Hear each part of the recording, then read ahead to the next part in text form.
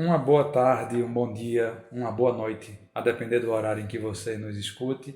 Sejam muito bem-vindas, sejam muito bem-vindos à continuidade dos vídeos que compõem a nossa série sobre a análise, a leitura e a análise crítica reflexiva sobre a obra do professor Ferdinand Hoare, nomeadamente a que ele condensa toda a sua concepção intitulada Educação e Espiritualidade.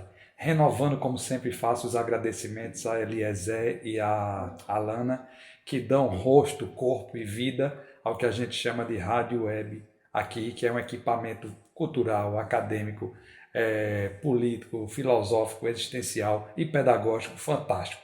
Eu recomendo que todas as professoras usem isso aqui, os professores, pesquisadores usem isso aqui e os alunos também. Eu tenho intensificado muito os meus esforços, conciliando com as minhas outras atividades docentes, em dar continuidade para finalizar ainda esse ano essa série de vídeos sobre essa obra. Por isso que a gente deu algum intervalo nas entrevistas que vínhamos realizando, mas nós vamos retomá-las provavelmente no próximo mês, no mês 11, novembro, entrevistando alunos, pesquisadores, etc., professoras, professores, servidores e terceirizados, como a gente já fez aqui também.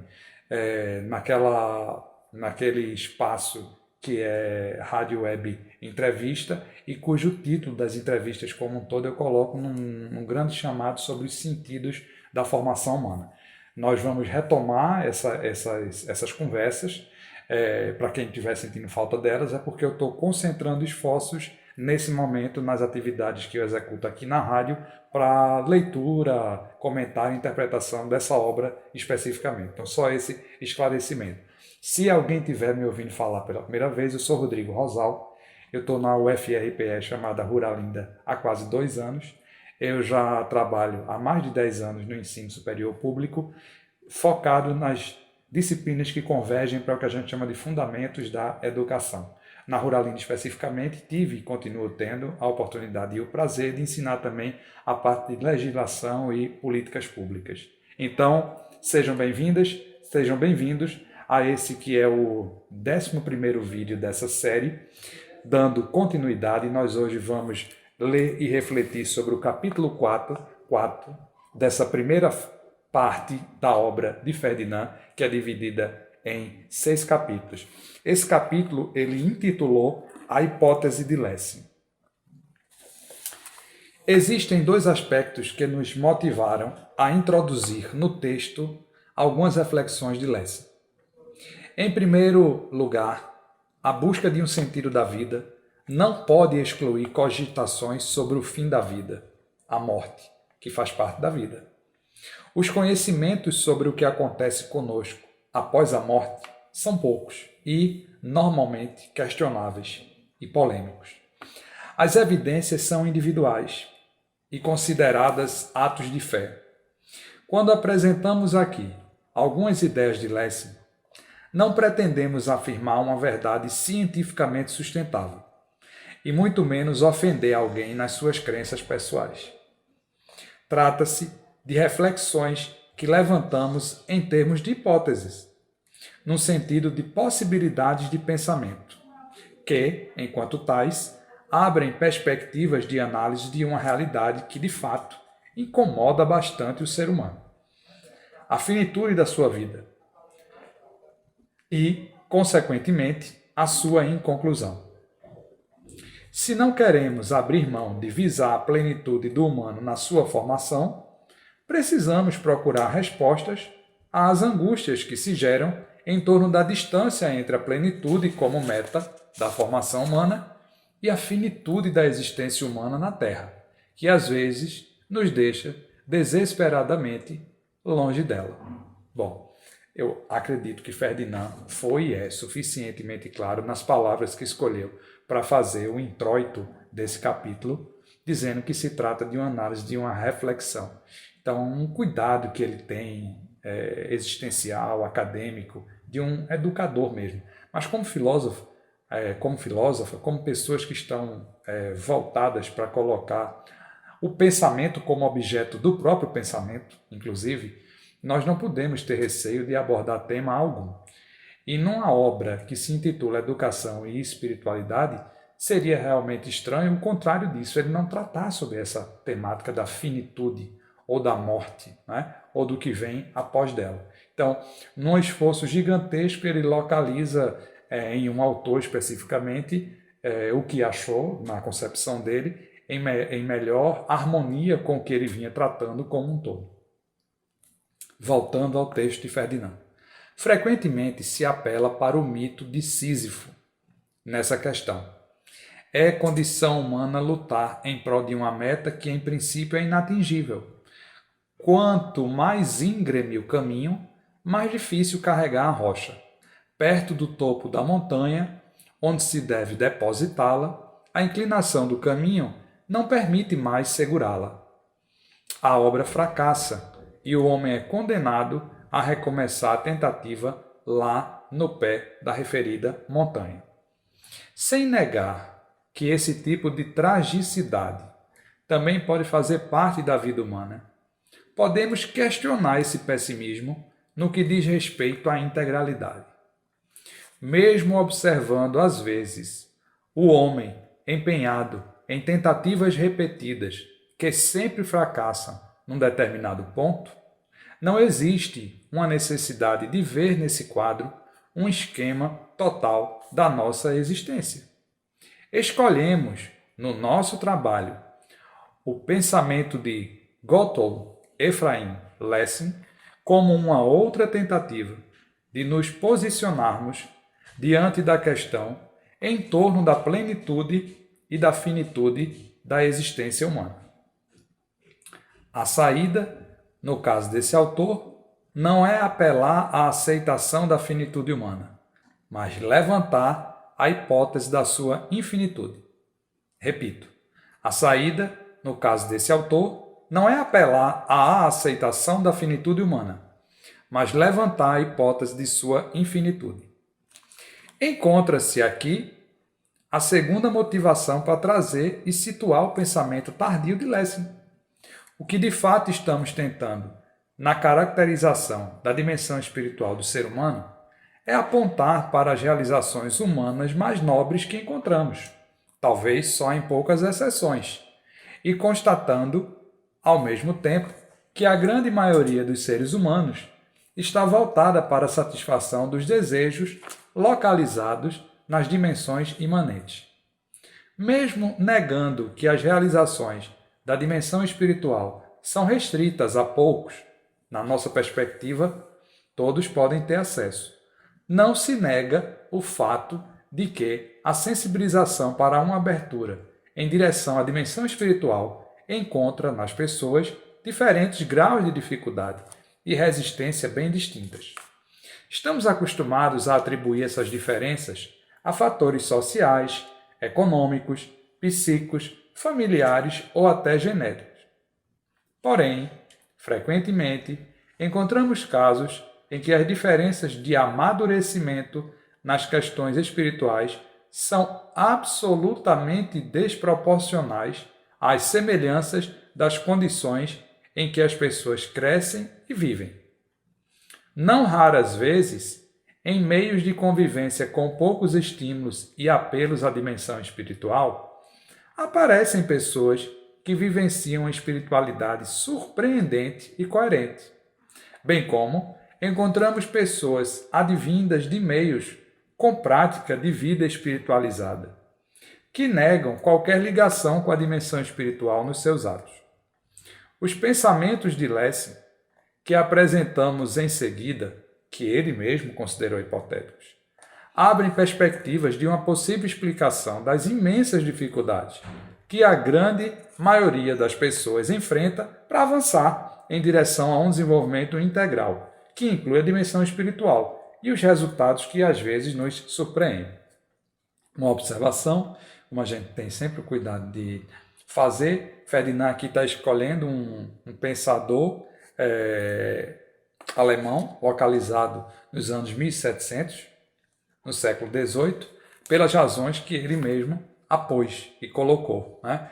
Que Lessing procura, por meio de uma reflexão hipotética, dar uma abertura e não tratar a questão da finitude humana como se a existência humana fosse finita, mas levantando hipóteses para a sua infinitude.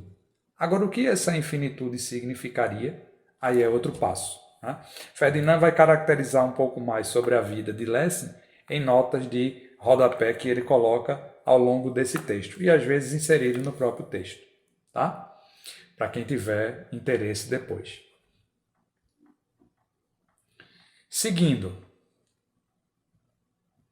os pensamentos de Lessing, que apresentamos em seguida, que ele mesmo considerou hipotéticos, estou repetindo essa parte, abrem perspectiva de uma possível explicação das imensas dificuldades que a grande maioria das pessoas enfrenta para avançar em direção a um desenvolvimento integral, que inclui a dimensão espiritual e os resultados que às vezes nos surpreendem. A obra em que Lessing levanta a hipótese da nossa infinitude é um dos últimos escritos dele, entre aspas, A Educação do Gênero Humano, fecha aspas. Repito, a obra em que Lessing levanta a hipótese da nossa infinitude é um dos últimos escritos dele, abre aspas, A Educação do Gênero Humano, fecha aspas. Esse texto, apresentado em 100 parágrafos, geralmente sucintos, foi publicado em 1780. No mesmo ano, ainda publicou a continuação de um diálogo de conteúdo crítico diante do Estado e da sociedade, cuja primeira parte foi editada no ano anterior, o mesmo ano em que levou ao público o seu drama, talvez o mais importante, Natan, o Sábio. Abordando a questão da chamada tolerância religiosa, esse texto, Natan, o Sábio, abordava a questão da tolerância religiosa. Lessing faleceu em fevereiro de 1781. Interpretamos A Educação do Gênero Humano, obra de Lessing, principalmente no conjunto das temáticas desses últimos escritos, sem, porém, poder abrir mão de algumas incursões para escritos anteriores em que desenvolveu conceitos que permanecem fundamentais nas obras citadas. Seguiremos, portanto, a argumentação do nosso texto principal sobre a educação do gênero humano e recorreremos aos demais escritos nos pontos em que nos oferecerem maiores esclarecimentos. Depois de uma nota introdutória, cuja autoria é do próprio Lessing, e a qual voltaremos mais tarde, ele apresenta nos 2 primeiros parágrafos a relação que enxerga entre educação do indivíduo e do gênero humano, e a relação entre educação e revelação divina. E Ferdinand agora cita Lessing. Parágrafo 1º. O que a educação é no homem singular, a revelação é em relação ao gênero humano inteiro. Parágrafo 2. A educação é a revelação que acontece com o homem singular, e revelação é a educação que acontece com o gênero humano e ainda continua acontecendo. Com isso, Lessing quer primeiramente dizer que tanto o indivíduo humano quanto a humanidade, na sua totalidade, estão sendo submetidos a um processo educacional. Ao mesmo tempo, a educação do indivíduo, tanto a educação do indivíduo quanto a do gênero humano, envolve um conceito de revelação. Quando Lessing fala que a educação da humanidade se dá a partir da revelação, temos que pensar no primeiro momento nas revelações a quais o próprio Lessing aborda na obra em questão, a saber, do Velho e do Novo Testamento. Mas temos de considerar o sentido que o próprio Lessing atribui a essas revelações. Não se trata da compreensão da revelação que as chamadas religiões positivas, ele se refere ao judaísmo, cristianismo e islamismo, defendem. Lessing foi um filósofo que criticou profunda e radicalmente o dogmatismo religioso e os fundamentos que levam a ele. A crença no acontecimento em que Deus se revela de forma direta, histórica e fisicamente compreensível seria um desses fundamentos. Então, repetindo, Lessing foi um filósofo que criticou profunda e radicalmente o dogmatismo religioso e os fundamentos que levam até ele, o dogmatismo. A crença no acontecimento que Deus se revela de forma direta, histórica e fisicamente comprovável seria um desses fundamentos a que Lessing se contrapõe. Lessing apoiou e participou ativamente das tentativas da época de demonstrar a historicidade das supostas revelações diretas, tratando-se de relatos de um espaço de tempo bastante posterior aos acontecimentos além das contradições internas que comportam. Lessing mesmo sofreu represálias políticas e profissionais por causa desse engajamento. Portanto, o conceito que Lessing tinha de revelação tem que ser distinto. Podemos dizer, numa primeira caracterização, que a revelação para ele é um processo interno, um tipo de intuição, o apontar de um dedo numa direção, como Lessing se expressa, que precisa ser trabalhado racional e sistematicamente, porém, não só teoricamente, mas fundamentalmente ser comprovado na vida prática dos seres humanos.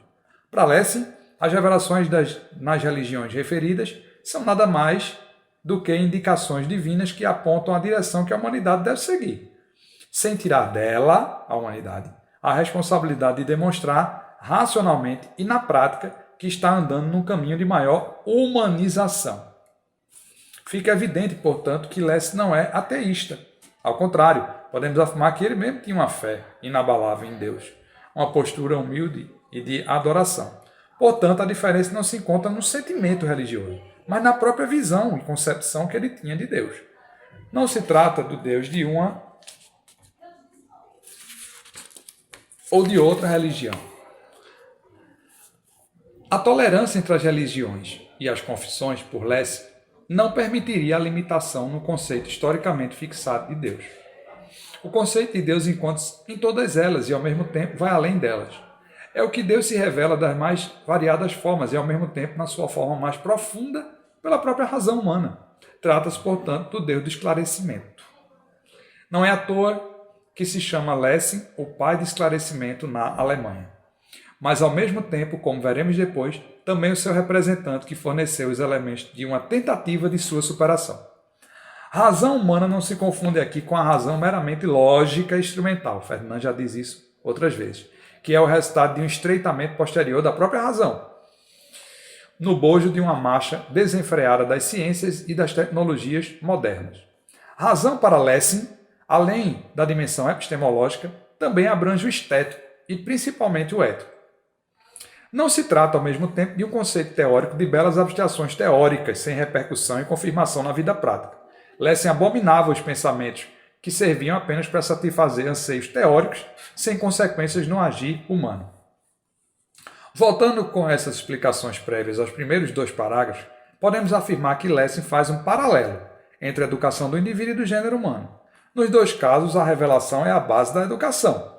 Lessing identifica a educação, no primeiro caso, como uma revelação que acontece com o indivíduo. Algo se revela para ele, podendo até ser provocado por uma ação exterior. A educação mesma é uma atividade interior do indivíduo. A própria compreensão da revelação de Lessing não permite entendê-la como determinação externa. Da mesma forma, podemos interpretar a atuação divina em relação ao gênero humano. Essa atuação acontece na história da humanidade e continua acontecendo, segundo Lessing. As revelações das religiões mencionadas, cada uma de sua forma, são sinais ou cifras, usando uma expressão que já apareceu no livro aqui de Ferdinand citando Karl Jaspers. Indicações na direção da humanização, ou seja, uma ação educativa divina em relação aos povos. De novo, a educação divina não é uma ação de intervenção direta na humanidade. Aquilo que se revela é aquilo que está sendo captado interiormente por aquela geração, por aquele povo ou representantes dele, com todas as limitações históricas, sendo, portanto, convocado a realizar essa revelação e comprová-la nos limites da sua verdade. No terceiro parágrafo, Lessing ressalta a importância que essa compreensão tem para o conflito entre as religiões e, ao mesmo tempo, revela certa insegurança em relação às questões propriamente pedagógicas que essa visão traz. Aspas, Ferdinand agora citando. Se a educação, contemplada a partir desse ponto de vista, da revelação, pode ter utilidade na pedagogia, nem posso nem quero analisar aqui. Parágrafo 3 de Lessing. É difícil saber as razões pelas quais Lessing se esquiva de discutir questões que ele mesmo chama de pedagógicas. Provavelmente ele não se sentisse suficientemente inserido para entrar nessa discussão na época. Essa, sem dúvida, era bastante influenciada pelas confissões religiosas. Ele mesmo pretendeu dar uma contribuição nas controvérsias da época. Assim, ele continua no mesmo parágrafo. Porém, na teologia pode ser de grande serventia e resolver muitas dificuldades quando se considera a revelação como uma educação do gênero humano. Portanto, parece que para Lessing, essa nova compreensão de revelação significa uma saída das amarras das confissões que marcaram a disputa entre as visões de mundo da época. Mesmo assim, não significa que Lessing não oferece contribuições bastante concretas ao pensamento pedagógico, interpretação de Ferdinand. Procuramos contribuir com a nossa interpretação para elucidar esse lado dos seus escritos. Nesse sentido, o próximo parágrafo é fundamental. E agora Ferdinand citando Lessing, parágrafo 4.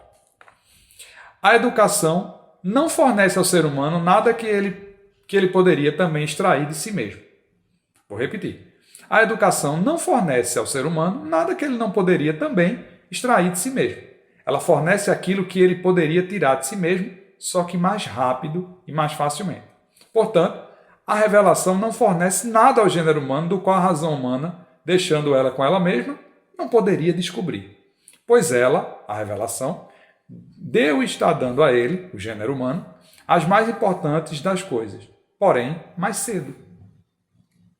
A primeira afirmação reforça a posição de Lessing como representante das luzes, do iluminismo. O ser humano, em princípio, não necessita de orientações, esclarecimentos ou verdades externas. Ele mesmo, com suas próprias forças e com a sua razão, é capaz de adquirir todos os conhecimentos de que precisa. O único problema com que ele se confronta é o do tempo. Aprender sem ajuda externa é plenamente possível, mas leva muito tempo. A tarefa da educação, partindo desse pressuposto, só pode ser ajudar, facilitando e encurtar o caminho. Evita-se com a educação que todas as gerações que comecem do ponto zero repitam os mesmos erros. O educando pode e deve se aproveitar das experiências já acumuladas pela humanidade. O que, portanto, não pode acontecer é que se esqueça que todos os resultados aos quais leva a educação têm que ser considerados como acessíveis, em princípio, a qualquer ser humano pela própria razão. Apressar o processo não pode significar dispensar a capacidade do educando de chegar a uma certeza própria sobre os conhecimentos antecipados. Esse princípio, para Lessing, é tanto verdadeiro para o processo da educação individual quanto para o do gênero humano. Só que nesse caso temos de pensar também a própria ideia de Deus como um educador. As revelações divinas são compreendidas como ações pedagógicas em que se antecipam conhecimentos que a própria humanidade poderia alcançar. Naturalmente, ela iria precisar de um tempo maior. Da mesma forma, no processo individual, pode-se instalar o equívoco de que as antecipações fornecidas são consideradas fins e não somente meios para alcançar uma certeza própria.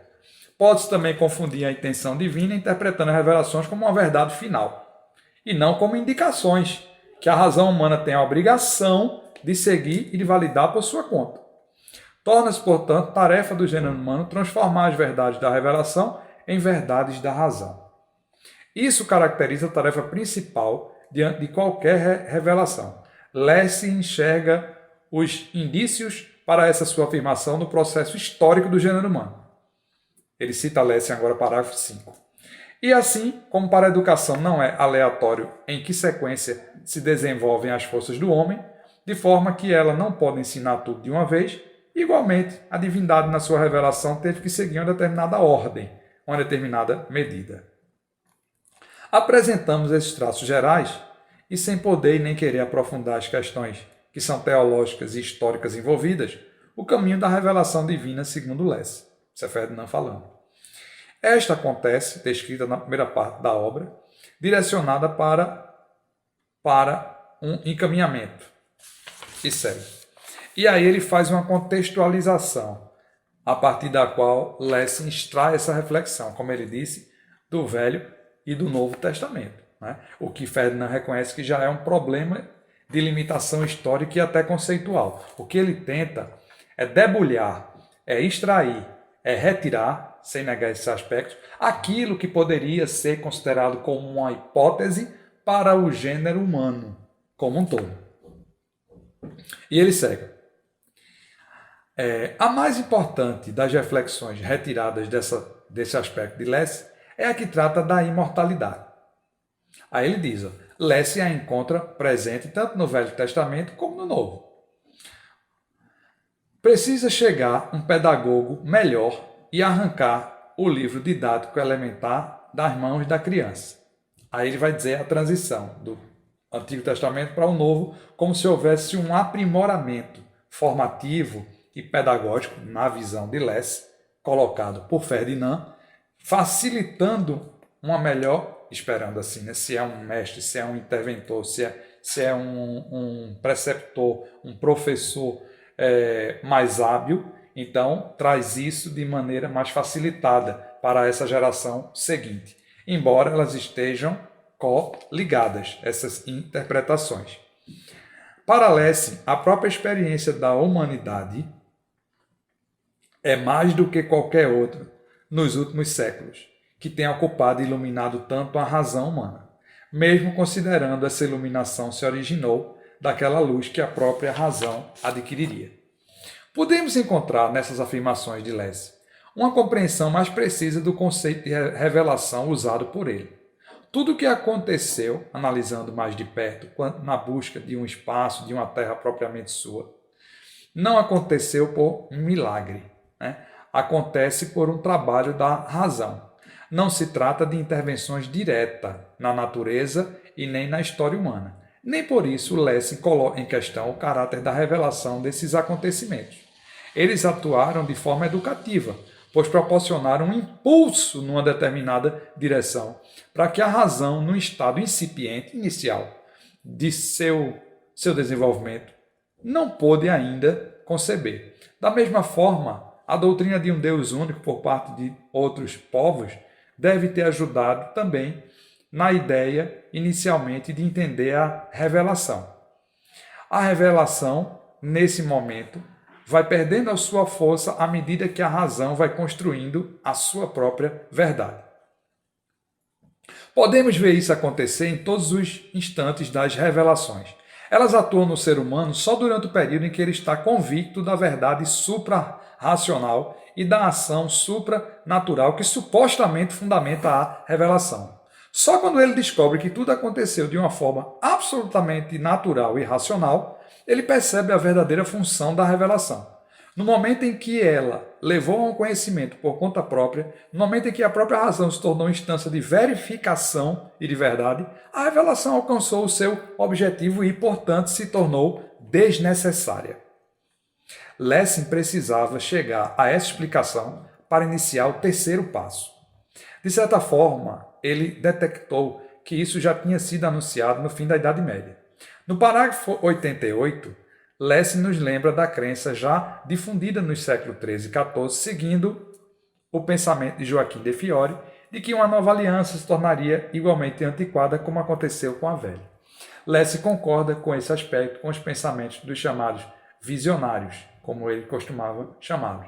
Esse acontecimento histórico enquadra-se perfeitamente na lógica da revelação divina. A revelação proporciona ao homem os objetivos espirituais e o estimula por via desses a exercitar-se na reflexão sobre eles e a se aperfeiçoar nesse processo. Podemos identificar nisso o modelo básico da educação divina.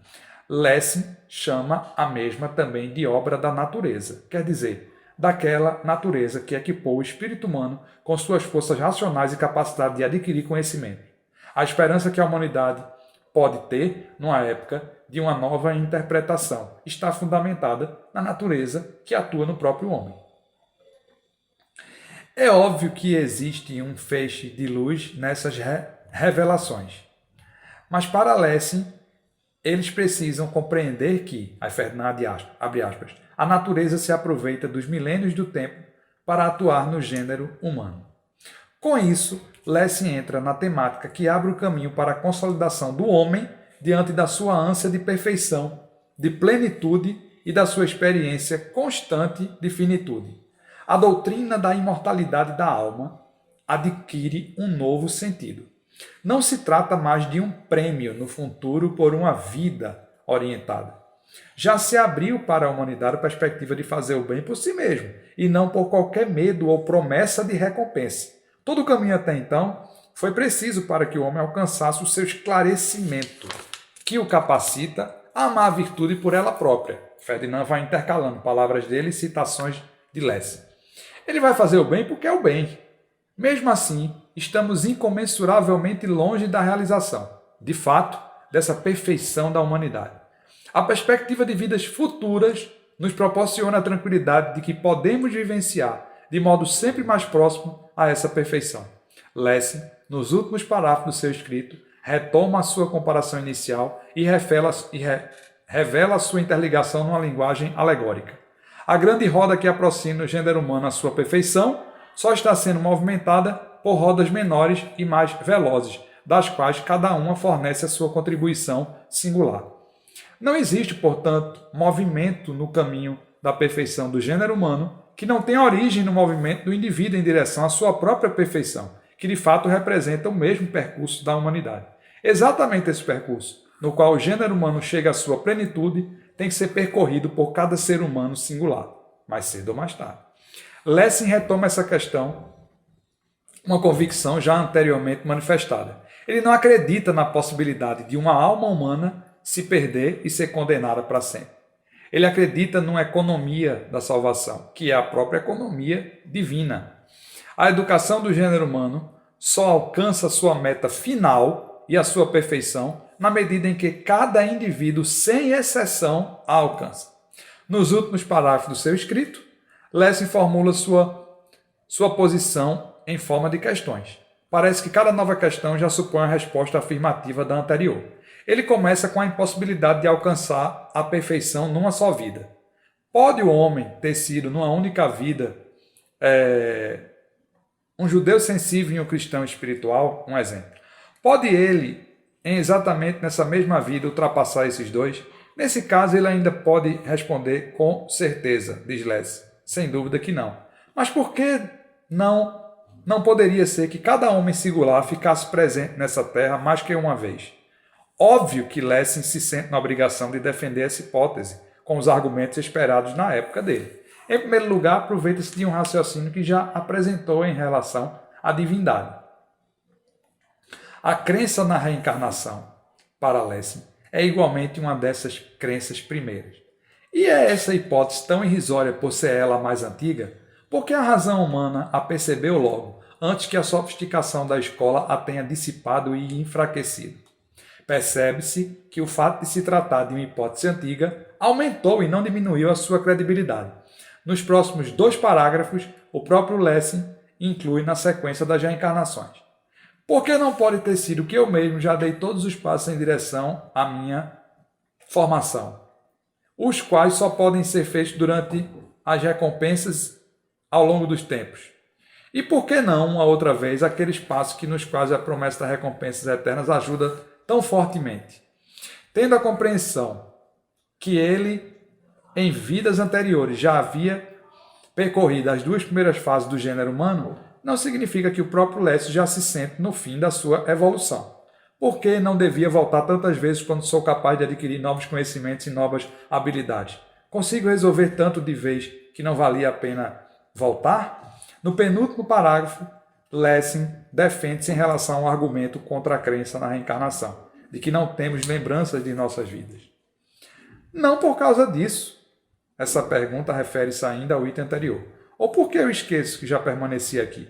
Bom para mim que eu esqueço. A lembrança dos meus estados anteriores só ia permitir fazer mau uso do meu estado atual. E aquilo que tenho que esquecer agora, eu esqueço eternamente? Esse é o penúltimo parágrafo do texto. De um lado, Lessing enxerga que as lembranças das existências anteriores podem prender o ser humano no seu passado de tal forma que o perturbam nas tarefas da sua vida presente. Por outro lado, não faz sentido achar que o passado não tenha nenhum tipo de atuação no momento presente. Mesmo não tendo lembrança concreta de uma vida, por exemplo, as aprendizagens necessárias para superar essa fase têm que atuar numa próxima vida, para não voltar aos equívocos anteriores. O que importa não são, portanto, lembranças concretas do que foi feito, os detalhes, mas as capacidades racionais e de purezas de coração que o ser humano acumula nas suas vidas. São essas as lembranças que valem para a eternidade, não sendo esquecidas nas vidas posteriores. Lessing finaliza o seu escrito voltando para a questão do tempo e da eternidade. Ou porque ia perder tempo demais para mim? Perder? E o que é que eu tenho para perder? Não é que a eternidade é toda minha? Interrogação. E ele finaliza. Bom, Ferdinand faz considerações, né?